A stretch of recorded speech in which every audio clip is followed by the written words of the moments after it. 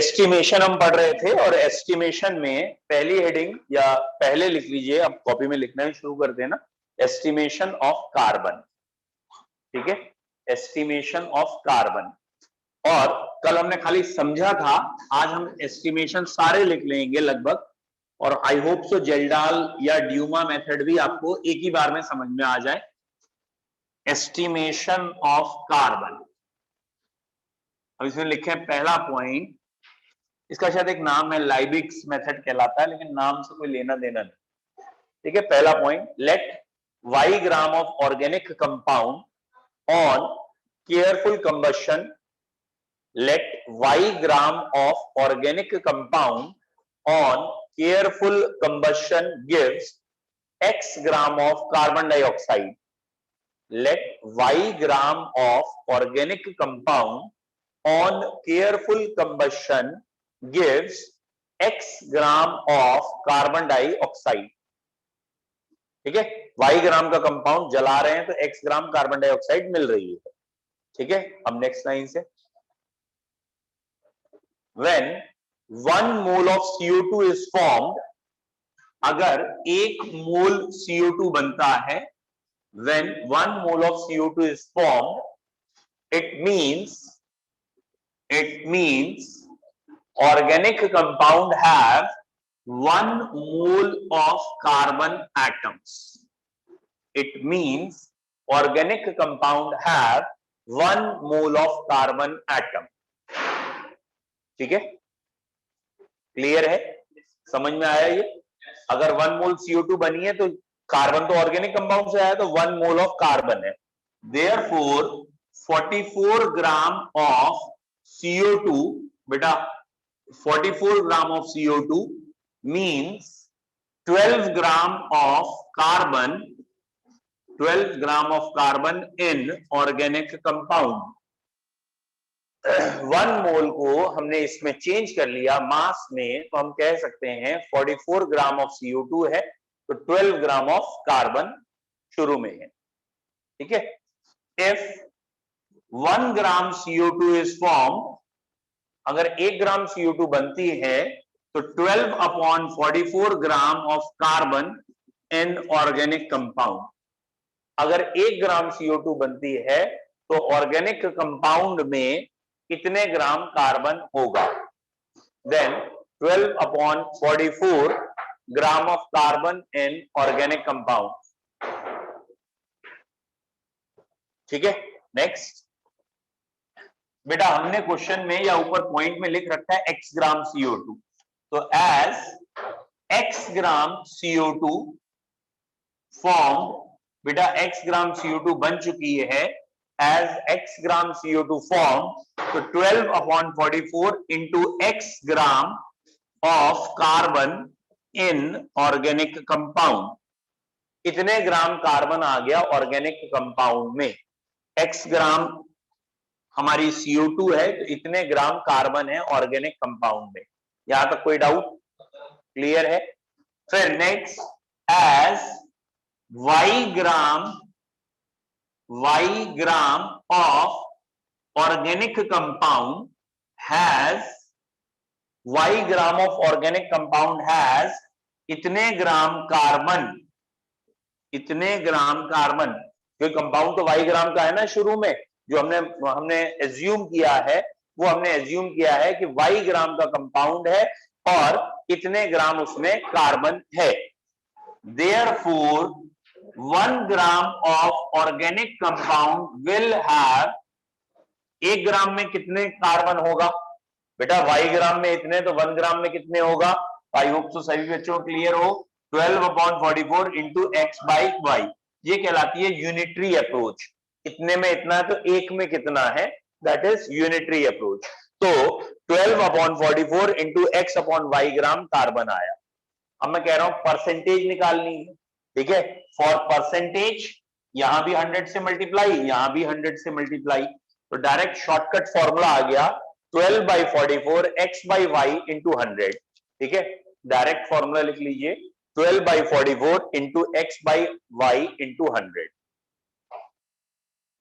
12 by 44 into X by Y into 100।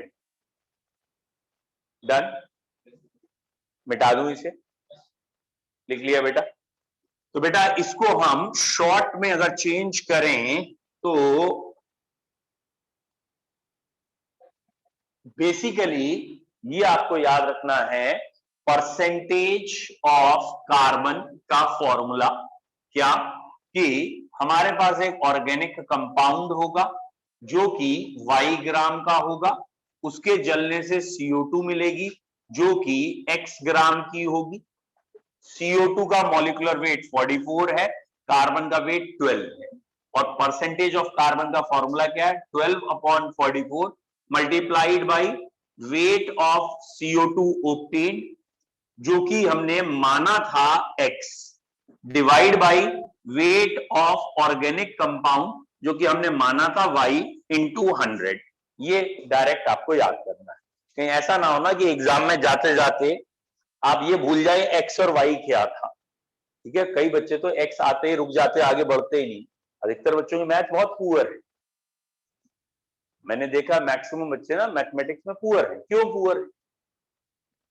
बेचारे पढ़ ही नहीं पाते, जैसे पढ़ना शुरू करते हैं वो टीचर पहले कह देता है लेट x, अब वो x में चले जाते हैं, लौट के आ ही नहीं पाते क्लास में। तो फिर बेचारे कई जो जैसे कहते हैं भावुक हो चुके होते हैं, बोले सर आपने x की बात कर दी, ठीक है, तो वो वापस ही नहीं आ पाते बेचारे, है ना। कईयों की मैथ वीक रह गई इस x के चक्कर में। ये लो, एक और आया, मिटाऊं।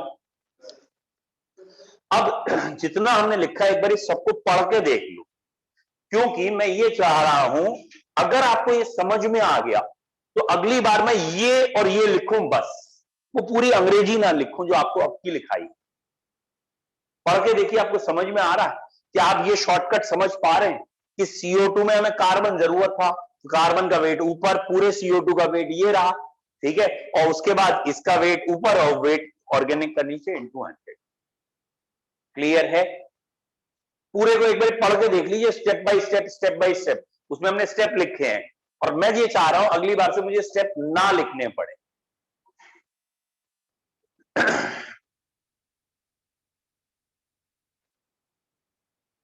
डन।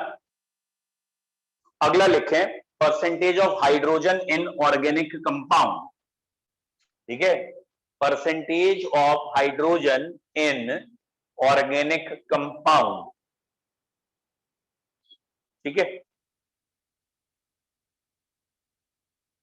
तो पहली लाइन वही है, let y gram of organic compound give, let y gram of organic compound on combustion give x gram of, let y gram of organic compound give x gram of water, y gram of organic compound give x gram of water। देखो भैया board पे, क्या आपको दिख गया पूरा? नहीं दिखा अभी? ये मैं कह रहा हूं ये हाइड्रोजन है और ये हाइड्रोजन के बाद बनने वाला वाटर है। वाटर में हाइड्रोजन की बात कर रहे हैं तो 2 ग्राम हाइड्रोजन है और 18 ग्राम ये है। तो ये अगर 2 ग्राम है और ये 18 है तो ये ऐसे लिख दिया जाएगा, वेट ऑफ वाटर आ जाएगा, तो ये बोलो क्लियर है? मेहरबानी करके तुम दोबारा लिखना। कई होते ना बोले बिल्कुल सही, पिछले वाले में ही कार्बन को काट के जैसे मैंने किया ना वैसे ही कर रहे हो, गड़बड़ हो जाएगी। तो परसेंटेज ऑफ हाइड्रोजन के लिए हमने एक ऑर्गेनिक कंपाउंड लिया जो y ग्राम का था, उसको जला के वाटर बनाया जो x ग्राम बना, और इसमें हाइड्रोजन 2 ग्राम है, ऑर्गेनिक कंपाउंड का मॉलिक्यूलर वेट 18 है, तो 2/18, 18 ग्राम में हाइड्रोजन 2 थे, तो 1 ग्राम में हाइड्रोजन कितने हुए, 2/18, और x ग्राम बना तो इंटू x हो गया, डिवाइड बाय y हो गया, इंटू 100। ठीक है बेटा, x बाई वाई की जगह पूरा लिखना, weight of water obtained x gram, weight of organic compound y gram, into 100। बोलो क्लियर है?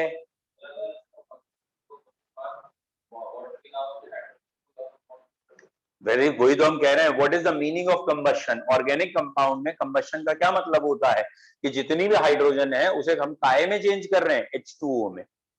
कंबशन का मतलब क्या होता है, in presence of oxygen reaction करना। तो जितनी भी ऑर्गेनिक कंपाउंड में हाइड्रोजन है सारी की सारी काय में चली गई, वाटर में, और कहीं नहीं। मतलब ऑर्गेनिक कंपाउंड में अगर कार्बन और हाइड्रोजन थे तो कार्बन सारी की सारी CO2 में चली गई, हाइड्रोजन सारी की सारी वाटर में चली गई। ठीक है, चलिए अगला लिख रहे हैं एस्टिमेशन ऑफ हेलोजन। हेलोजन का कैसे एस्टिमेशन करते हैं, मैं तो इसमें कुछ करूंगा नहीं, मैं तो यहीं लिखते जाऊंगा, एस्टिमेशन ऑफ हेलोजन। ठीक है, तो भैया हम कोई ना कोई ऐसी टेक्निक लगाते हैं कि सारी की सारी ऑर्गेनिक कंपाउंड की हेलोजन जो है वो हेलोजन चेंज हो जाए सिल्वर हैलाइड में, AgX में चेंज हो जाए। सारी की सारी हेलोजन काय में चेंज हो जाए, सिल्वर के हैलाइड में। यानी अगर क्लोरीन है तो AgCl, ब्रोमीन है तो AgBr और आयोडीन है तो AgI में। ठीक है, तो ये AgCl, AgBr या AgI आ सकता है। इतना तो सभी को पता होगा ना, हेलोजन का मतलब फ्लोरीन, क्लोरीन, ब्रोमीन, आयोडीन, इनका डिटेक्शन पढ़ रहे हैं। और ये X ग्राम वही है इनमें से कोई भी। ठीक है, अब आपको ये वेट अलग अलग हो जाएंगे। तो बच्चों यहां क्लोरीन का वेट होता है 35.5 और पूरे AgCl का वेट होता है, क्योंकि ये 108 है तो 143.5। ठीक हुआ। ब्रोमीन का वेट होता है 80, ये ब्रोमीन का वेट है, और पूरे AgBr का वेट होता है 188। आयोडीन का वेट है 127 और पूरे AgI का वेट है 235। बोलो क्लियर है। अब यहां अगर बाई चांस मैं लिख रहा हूं परसेंटेज ऑफ क्लोरीन, बोलो समझ में आया, क्या लिखेंगे यहां पे 35.5 upon 143.5 weight of AgCl upon weight of organic compound. अब तीनों के लिख लोगे। हाँ बेटा जोर से बोलना।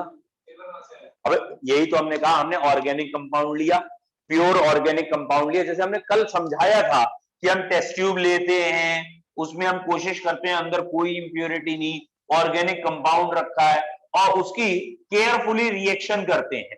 और ऑब्वियसली जैसे हमने कल समझाया था कॉपर का ऑक्साइड लेके रिएक्शन की, मतलब वो जो ऑक्सीजन है वो भी हमने एकदम प्योर ली है। कॉपर से टूट के, कॉपर ऑक्साइड से टूट के सिर्फ ऑक्सीजन आएगी, वहां नाइट्रोजन हेलोजन तो आ नहीं जाएंगे, खाली कॉपर ऑक्साइड रख के ऑक्सीजन। ऐसे ही हमने एक AgNO3 से रिएक्शन कराई। ये सीरीज ऑफ रिएक्शन होती है। पहले मतलब ऑर्गेनिक कंपाउंड के बॉन्ड्स को ना कोवलेंट को आयनिक में चेंज करना पड़ता है, तो सोडियम से रिएक्शन करते हैं। तो सोडियम से रिएक्शन करते हैं तो जितनी भी हेलोजन होती है वो NaCl, NaBr या NaI बन जाती है, और उसके बाद AgNO3 से रिएक्शन करके AgCl, AgBr, AgI। कहने का मतलब बाहर से हम क्या डाल रहे हैं, बाहर से हम सिर्फ सिल्वर डाल रहे हैं, क्लोरीन तो बाहर से डाल नहीं रहे। तो ये जितनी भी क्लोरीन है वो है तो अंदर की, मतलब ऑर्गेनिक कंपाउंड की, इसलिए ये फॉर्मूला लगा सकते हैं। बोलो बच्चों क्लियर है।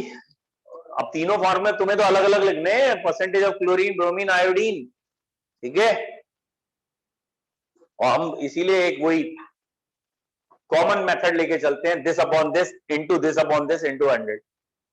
हाँ भैया क्या परेशानी, बोलो बोलो पूछो, तुम पूछो। परेशान है, पूछ नहीं रहे, आ गया समझ।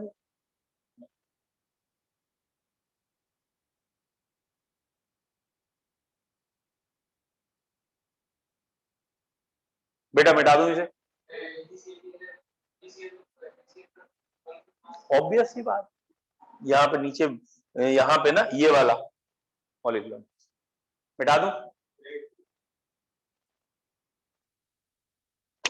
हटाया जाए, एक कर रहा है। तीन अलग अलग लिखने, ये ना हो कि आप एक लिख के कहें मुझसे कि हाँ मिटा दो। ये तीनों का आपको अलग अलग वर्ड्स याद करने हैं। मतलब सिल्वर का वेट तो 180 है, लेकिन क्लोरीन का 35.5, ब्रोमीन का 80 और आयोडीन का 127, अलग अलग ध्यान रखिएगा, इसलिए टोटल के मॉलिक्यूलर वेट अलग अलग हो जाएंगे। अब मैं मिटा रहा हूं, कोई दिक्कत?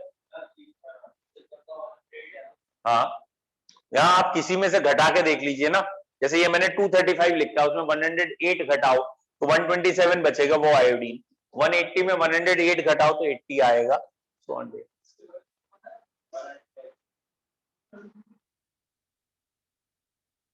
डन। अगला लिखें एस्टिमेशन ऑफ सल्फर। अच्छा मैंने इसमें लाइन लिखवा दी थी।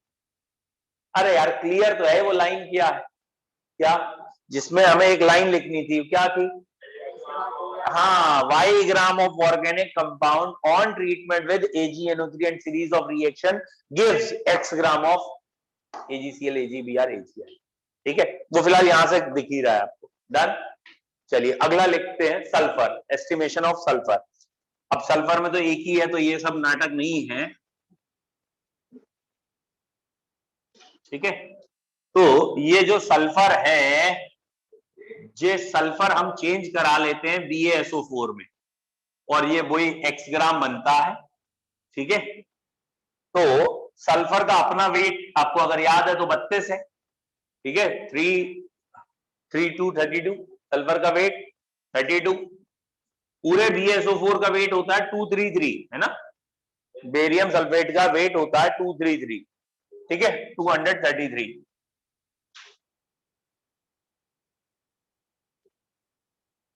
हाँ ठीक है, क्योंकि सल्फेट का होता है 96 और बेरियम का 140 कुछ होता है, तो 90 और 140 230 तो हो ही गया।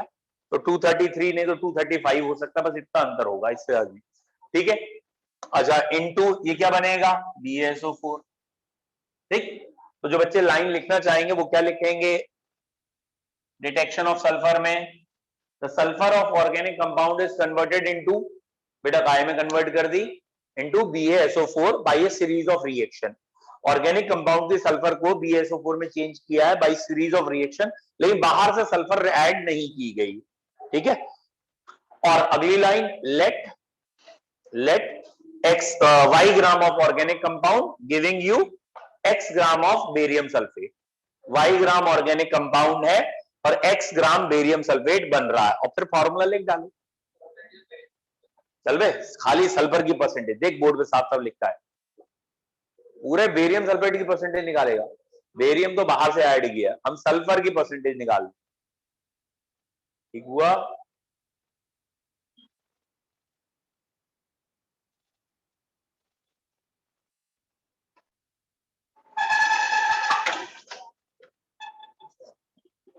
ये पेपर आज मैंने निकाले उसी से।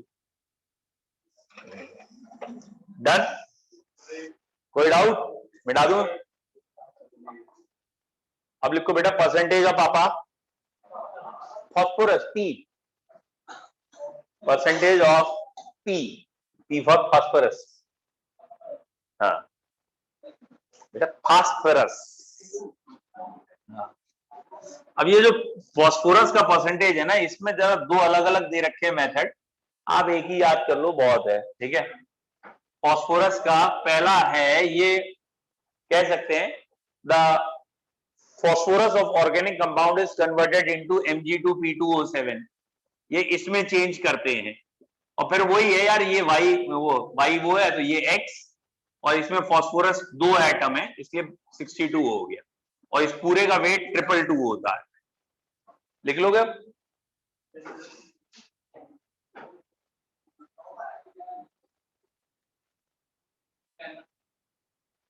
अरे रुको तो यार,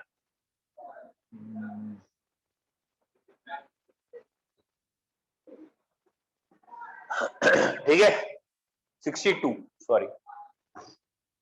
फैन किसे बंद करवाना है जल्दी बोलो? अरे किसे करवाना है बंद? इन दो, क्या? उठो वहां बैठो, जिसे फैन चलवाने इधर आ जाओ, जिन्हें नहीं चाहिए उधर आ जाओ। एक तरफ फैन नहीं चल रहे हैं, एक तरफ नहीं चल रहे, तो क्या दिक्कत है? मतलब समस्या ढूंढने की जगह समाधान ढूंढा करो। तुम समस्या ढूंढते हो कहाँ है?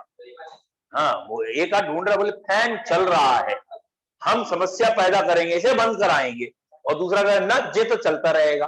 और ये देख रहे हो जब इधर एक तरफ और इधर एक तरफ है तो भाई जाओ, क्या मतलब, क्या कोई रसीद रसीद काटनी है किसी ने? जाओ फिर। मतलब जैसे फोन आता है तो बच्चे उठ के खुद चले जाते हैं, कल परसों ये भी चले गए थे, तब तो हमसे पूछा ना इनने, क्योंकि फोन माता जी का था। वो माता जी नाराज हो जाती अगर हम पूछ लेते और बाद में इनके यहाँ बैठे हुए बता देते, है ना। अब बाथरूम जाना तो 6 बारी बता रहे हैं, जैसे हमने कान में मशीन ना लगाई हो आज है। सुन लिया, सुन लिया।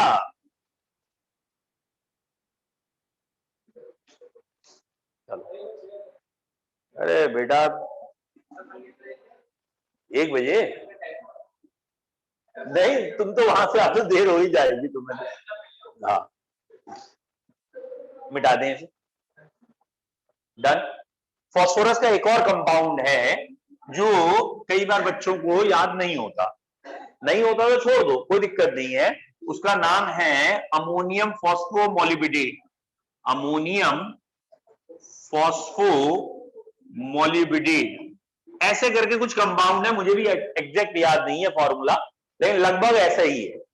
और मुझे फॉर्मूला मतलब मुझे या तुम्हें याद करने की जरूरत नहीं है, तो हमें तो इससे मतलब होता है ना फॉर्मूले से। तो यहाँ फास्फोरस एक ही है। एक फास्फोरस का वेट सभी जानते हैं कितना होता है, 31। ठीक है, तो यहां पे 31 ऊपर आ गया। इसका मॉलिक्यूलर वेट नीचे रखना है। मॉलिक्यूलर वेट इसका बड़ा इजी है, याद इजीली हो जाएगा। ठीक है, ये है weight of ammonium phospho compound, बस इतना बहुत है, दिस वन याद हो जाएगा। ठीक है, तो इसका मॉलिक्यूलर वेट याद रखना कितना आसान है, ध्यान से देखो क्या लिखा है। 1 यानी 1, 8, 8, 7 7 है। 1 और 8 7 7 है, याद कर लेना। ठीक है, ओह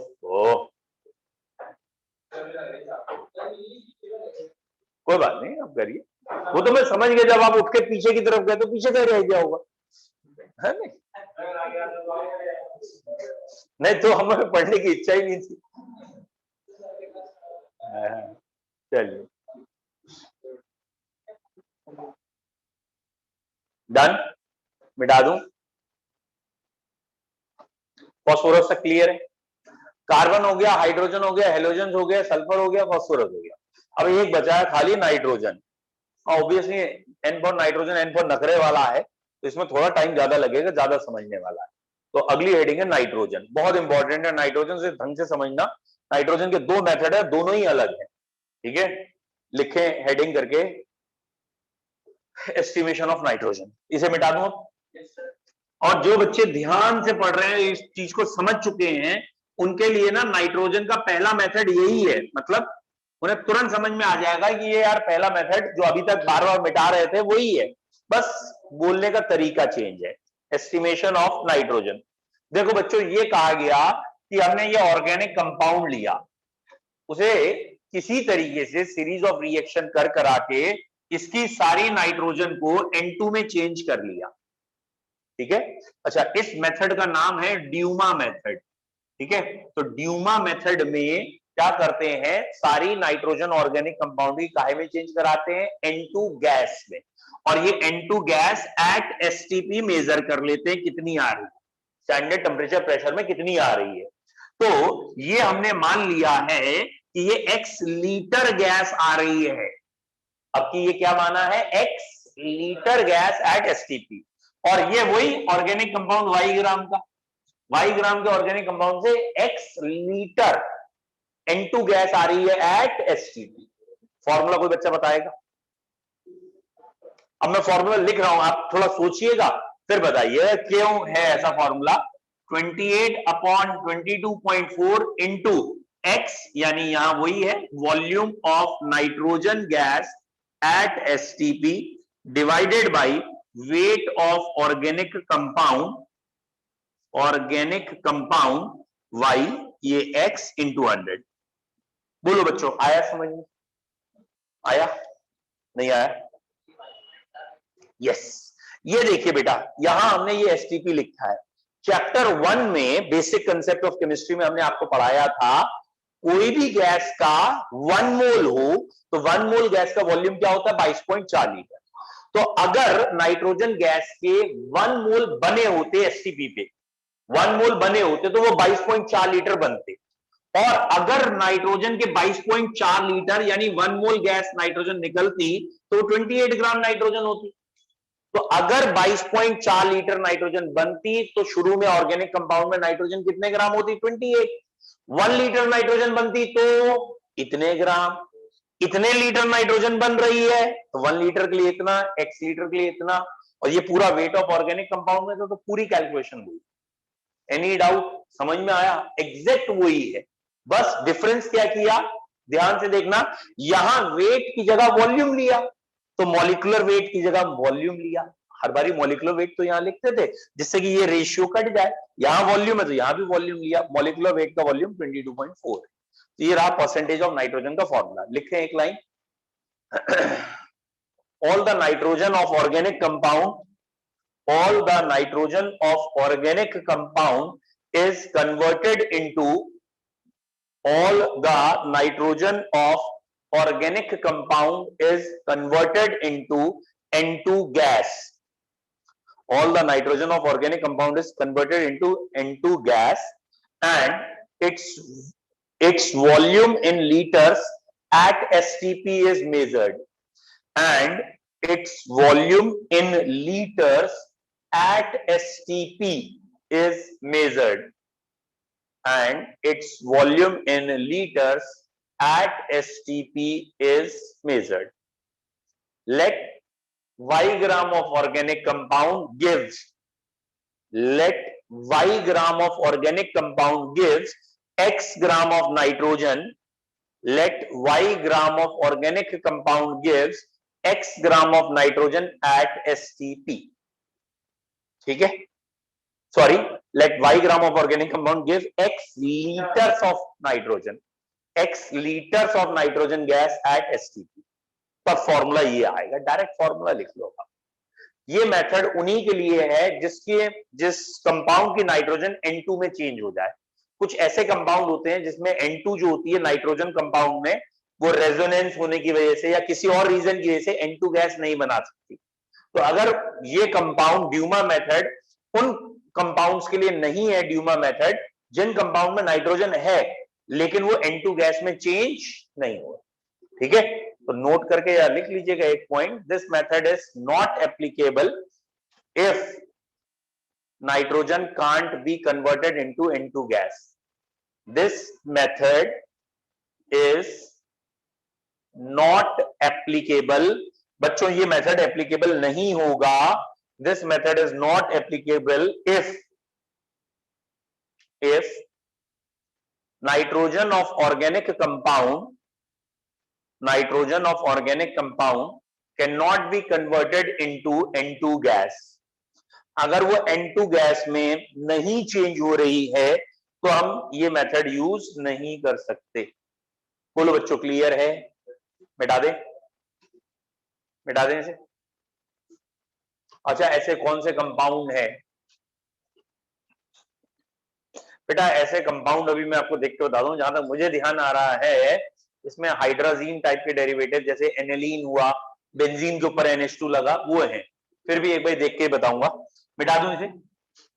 अब आ रहे हैं हम सबसे इंपॉर्टेंट क्वेश्चन पे, दैट इज, अच्छा इसमें एक पॉइंट और है, कई बार एग्जामिनर STP पे नाइट्रोजन नहीं बताता, थोड़ा क्वेश्चन टफ कर देता है। वो ये कहता है कि आपको नाइट्रोजन बता रहे हैं at 300 degree centigrade 2 atmosphere pressure, तो आप STP पे चेंज कर लेते हो। जो बच्चे नहीं कर लेते देख लीजिए, STP का वैसे मेन मतलब है टेम्परेचर 273 केल्विन, प्रेशर वैसे आइडियल तो 1 बार है, 1 बार, लेकिन कई बार 1 एटमॉस्फेयर लेके काम चला लेते हैं क्योंकि बहुत ज्यादा अंतर नहीं है 1 एटमॉस्फेयर 1 बार में। तो STP पे टेम्परेचर प्रेशर इतना है, ठीक है। हमारा फॉर्मूला क्या लगता है? P1 V1 upon T1 equal to P2 V2 upon T2, ये फॉर्मूला हमें लगाना होता है, ठीक है। मतलब क्या है, फॉर्मूला कैसे अप्लाई करना है? मान लो एग्जामिनर ने आपको दे रखा है कि हमने नाइट्रोजन गैस ऑब्टेन्ड की है 2 लीटर एट 2 एटमॉस्फेयर प्रेशर या 2 बार प्रेशर एंड 300 केल्विन टेम्परेचर, ठीक है। तो आप ये जो 2 लीटर दिया है ये एग्जाम में नहीं रख सकते फॉर्मूले में, ठीक है। आप क्या करेंगे, ये फॉर्मूला लगाएंगे P1 V1 T1 P2 V2 T2, यहां पे आपने P1 यानी शुरू का प्रेशर 2 बार रख दिया, शुरू का वॉल्यूम 2 लीटर है, शुरू का टेम्परेचर 300 केल्विन है, और आपको चाहिए प्रेशर जब 1 एटमॉस्फेयर हो, टेम्परेचर जब 273 हो, उस समय का वॉल्यूम चाहिए। तो आप इस फॉर्मूले को ऐसे रखेंगे, ये आइडियल कंडीशन आपने रखी, यानी एसटीपी रखी कंडीशन, और एसटीपी का आपको वॉल्यूम चाहिए, और ये गिवन का वॉल्यूम था, तो गिवन के वॉल्यूम को आपने एसटीपी के वॉल्यूम में चेंज कर लिया। बस ध्यान ये रखना, जो बहुत गलती होती है, अधिकतर बच्चे इसको डिग्री सेंटीग्रेड में रख रहे होते हैं। जैसे एग्जामिनर ना केल्विन में नहीं देगा, तो 27 डिग्री सेंटीग्रेड देगा, तो बच्चा जल्दबाजी में यहाँ 27 ही लिख देता है। केल्विन में चेंज जरूर करना, दे रखा है तो अच्छी बात है। सेकेंड थिंग, बाई चांस उसने यहां प्रेशर 760 mmHg दिया, तो ये याद रखिएगा कि 1 बार nearly equal to 1 atmosphere and it is 760 mmHg। तो अगर उसने प्रेशर आइडियली दिया है, लेकिन घुमा के देने में वो 760 mmHg कह देते हैं, तो यहां पे भी 760 mm रखना। मेरा कहने का मतलब है, यहां अगर वॉल्यूम लीटर में है तो यहां लीटर में ही रखा जाएगा, यहां प्रेशर अगर mmHg में है तो यहां भी mmHg में रखा जाएगा, यहां एटमॉस्फेयर में तो यहां भी atmosphere, and so on. Temperature में स्पेशली केल्विन है दोनों जगह, ये मत कहना यहां डिग्री सेंटीग्रेड यहां डिग्री सेंटीग्रेड, ना, टेम्परेचर दोनों जगह काय में रखना है आपको, केल्विन। हटा दूं अभी से। तो पिछले वाले फॉर्मूले में जब क्वेश्चन हमें बहुत टफ करना होता है या थोड़ा बच्चे को घुमाना होता है, तो हम जानबूझ के वहां ये लिख देते हैं कि नाइट्रोजन गैस जो मिली है वो इस प्रेशर इस टेम्परेचर पे मिली है इतने लीटर। जो एकदम रट के आए होते हैं वो डायरेक्ट ये वैल्यू रख देते हैं, और जो थोड़ा सा क्वेश्चन सॉल्व करके करेंगे उन्हें समझ में आएगा ये ट्विस्ट है इसमें। डन। इट फिनिशेस नाइट्रोजन का ड्यूमा मेथड, ठीक है। तो ड्यूमा मेथड क्या था, the nitrogen of organic compound is converted into ammonia gas, sorry converted into N2 gas, ठीक है। लास्ट मेथड ये सबसे टेढ़ा है और इसका नाम है जेल्डाल्स मेथड, जेल्डाल, ठीक है। ठीक, तो ये जो चंडाल है, जेल्डाल्स मेथड है, फिलहाल जो भी है। अरे यार अब पढ़ ले, है ना, पढ़ ले। इसमें है क्या, जैसे नाम है वैसे ये थोड़ा सा ट्विस्टेड मेथड है, हम इसे सरल भाषा में समझते हैं, ठीक है। ये टाइट्रेशन टाइप का मेथड है, बुक से चाहे तो आप पढ़ेंगे तो आपको समझ में आ जाएगा कि कंफ्यूज कराने के उन्होंने बहुत कुछ दे रखा है, सरल भाषा नहीं गई। टाइट्रेशन आप समझते हो, आता तो तुम्हें खुश नहीं है लेकिन फिर भी बताओ क्या समझते हो। हाँ, एक मिनट, अरे बेटा तुम क्यों एक्साइटेड हो रहे हो, मतलब समझ गए, मतलब लैब में गए हैं, हमने देखा है टाइट्रेशन कुछ होती है। चलिए, टाइट्रेशन का बेसिकली मतलब होता है एक अननोन सोल्यूशन है जिसकी नॉर्मेलिटी मोलैरिटी नहीं पता है, और उसकी नॉर्मेलिटी मोलैरिटी निकालने के लिए कोई हम नोन सोल्यूशन ले लें, तो एक नोन सोल्यूशन की हेल्प से अननोन की नॉर्मेलिटी यानी कंसंट्रेशन निकालने का तरीका टाइट्रेशन है। तो ये टाइट्रेशन बेस्ड मेथड है। टाइट्रेशन में जब भी दो चीजें कंप्लीटली रिएक्ट करती हैं तो उनके ग्राम इक्विवेलेंट्स इक्वल होते हैं, मतलब normality into volume in litre is gram equivalent. तो हम यहां नॉर्मेलिटी में पढ़ेंगे, मोलैरिटी में नहीं। एक्चुअली मोलैरिटी में कंफ्यूजन हो सकता है आपको, इसलिए हम नॉर्मेलिटी में पढ़ेंगे, ठीक है। सुन लो पहला वर्ड क्या हमको कह रहे हैं इस मेथड को पढ़ने के लिए, हम नॉर्मेलिटी में क्वेश्चन करना चाहते हैं, बिकॉज नॉर्मेलिटी जो डील करती है वो डील करती है ग्राम इक्विवेलेंट से, और ये ग्राम इक्विवेलेंट हमेशा 1:1:1 में चलते हैं। ये बड़ी अच्छी बात है इनकी, 1:1:1। मतलब क्या है, अगर कोई रिएक्शन ये है A+2BC giving you AB and C और वॉट एवर द बैलेंसिंग, ये ट्वाइस A या A2 है, ये बना, ठीक है, कुछ भी बैलेंसिंग है। ग्राम, जब आप मोल्स की बात करते हैं, मोल्स, तब आप कहते हैं 1:2:2, यानी ये बैलेंसिंग क्या है, मोल्स है। लेकिन जब मैं बात करूंगा इक्विवेलेंट्स की, इक्विवेलेंट्स, ये 1:1:1 ही रहेगी। 1:1 कहने का मतलब, अगर मैंने क्वेश्चन में ये समझ लिया A2 के 6 इक्विवेलेंट रिएक्ट कर रहे हैं, तो गारंटेड इस कंपाउंड के 6 ही रिएक्ट करेंगे, गारंटेड इस कंपाउंड के 6 ही बनेंगे, इसके भी 6 इक्विवेलेंट्स। मोल नहीं, इक्विवेलेंट्स हमेशा कैसे बिहेव करते हैं, 1 1 1। यहां तक कि इस कंपाउंड को अगर स्प्लिट कर दें और कहें बताओ भाई बी के इक्विवेलेंट अलग और सी के अलग, तो भी 1 1 ही आएंगे। इक्विवेलेंट में we need not to balance, हमेशा हमें क्या करना है, उसे 1:1:1 लगाना। यहां तक समझ में आया क्या कह रहे हैं? इक्विवेलेंट्स कैसे रिएक्ट करते हैं, 1:1 में इक्विवेलेंट रिएक्ट करते हैं, जबकि मोल्स बैलेंसिंग पे डिपेंड करते हैं। और इसीलिए मैं आपको कह रहा हूं यहां इक्विवेलेंट में हम काम करेंगे, ठीक है। क्या आपको इतना मालूम है? मोलैरिटी का फॉर्मूला तो मालूम होगा, molarity is equal to mole upon volume in litre.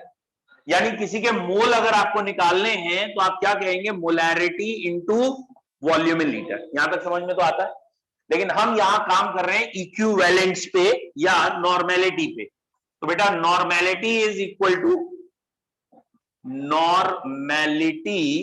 Equal to gram equivalents upon volume in litre, यानी gram equivalent equals to normality into volume in litre. ये जरा फॉर्मूला थोड़ा सा ध्यान रखना है। क्या बच्चों आपको नॉर्मेलिटी मोलैरिटी का रिलेशन याद है या भूल चुके हो? मैं इसीलिए इसे पढ़ाने से पहले बता रहा हूं, normality is molarity into valency या एन फैक्टर। नॉर्मेलिटी का फॉर्मूला क्या है, वैलेंसी, मोलैरिटी में वैलेंसी को मल्टीप्लाई करते हैं। वैलेंसी तो सबको आती है ना, जैसे H2SO4 में 2 H हटते हैं तो उसकी वैलेंसी 2 है। H आयन की वैलेंसी 1, H के ऊपर चार्ज कितना है, +1, तो H आयन की वैलेंसी 1। तो जनरल वैलेंसी जो हमारे कोर्स में है वो या तो 1 है या 2 है, ठीक है। तो वैलेंसी को थोड़ा सा आपको ध्यान रखना है, कहां कहां 1 है कहां कहां 2 है, बस इसे याद रखना है। तो यहां पे हमारे 3 है, उन तीनों की वैलेंसी याद कर लेते हैं। कौन से 3 है? एक हमारा है H2SO4, एक हमें देखना पड़ेगा अमोनिया, यानी वो चेंज हो जाएगा NH4OH में, ठीक है। तो H2SO4 अमोनिया और एक NaOH, इसकी वैलेंसी 1, इसकी वैलेंसी 1, इसकी 2, ये 3 ध्यान रखना, खत्म बात। हमें इस चैप्टर में या सॉरी इस जेल्डाल मेथड में इन 3 की जरूरत पड़नी है।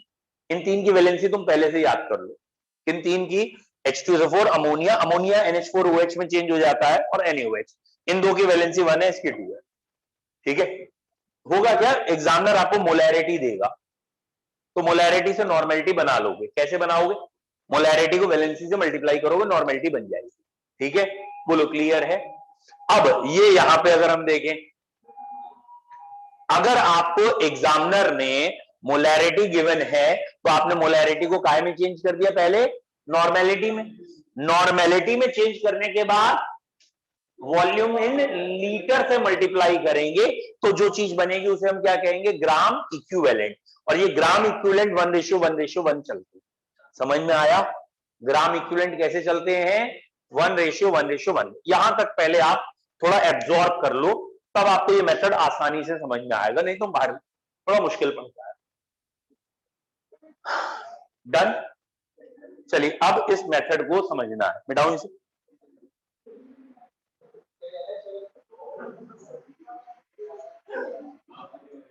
ठीक है,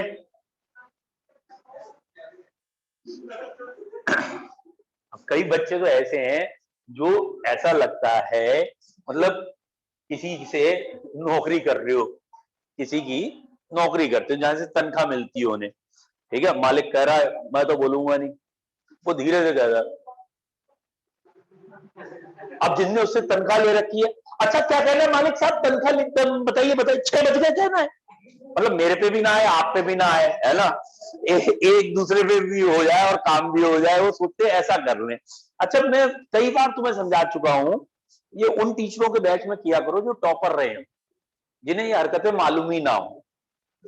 मतलब तुम उस टीचर के बैच में कर रहे हो जो अपने जमाने में यही करता रहा। अच्छा इसीलिए तो बोर्ड घिस रहा हूं यार, अगर मैं बहुत अच्छा पढ़ रहा होता, मतलब जैसे यहाँ कुछ आगे बच्चे बैठते हैं ना, अच्छा पढ़ते हैं टॉप, अबे तुझसे फोटो मांगी थी तुझे दी नहीं है? मैंने इसने कल टेस्ट टॉप किया तो हम टेस्ट टॉपर की फोटो बैच में लगाते हैं। मैंने इसका व्हाट्सएप खोल के देखा, एक कुत्ते की फोटो लगी थी, डॉग लवर, और ये हकीकत है, झूठ नहीं कह रहा हूँ, ये डॉग लवर, पेट लवर है। कुत्ता वर्ड बुरा लगता है बोलने में, बट पेट लवर है, तो एक डॉगी की फोटो लगी, ठीक है। अब मैंने कहा यार मैं अपने बैच में तो उसमें लगाऊंगा नहीं, ग्रुप आइकन में, और मैंने इसे मैसेज करके भेजा, बेटा मुझे ग्रुप में एक फोटो लगानी है और वो टॉपर की लगानी है, जिससे और बच्चे मोटिवेट हो, जैसे अगला टेस्ट हो फिर इनकी फोटो हटके किसी दूसरे की आई, तो एक राइवलरी होती है कि बेटा देखो इसकी पोजीशन चली गई, उसकी पोजीशन आ गई, एक राइवलरी होती है, उसमें अच्छा हो जाता है। तो इन्होंने अभी तक तो दी नहीं, तो मैं समझ गया हो सकता है मम्मा ने मना किया, ठीक है। नहीं नहीं, मम्मी ने कहा नहीं मेरे बेटे राज की फोटो नहीं लगेगी कहीं, तेरी ऐसी जैसी, ठीक है।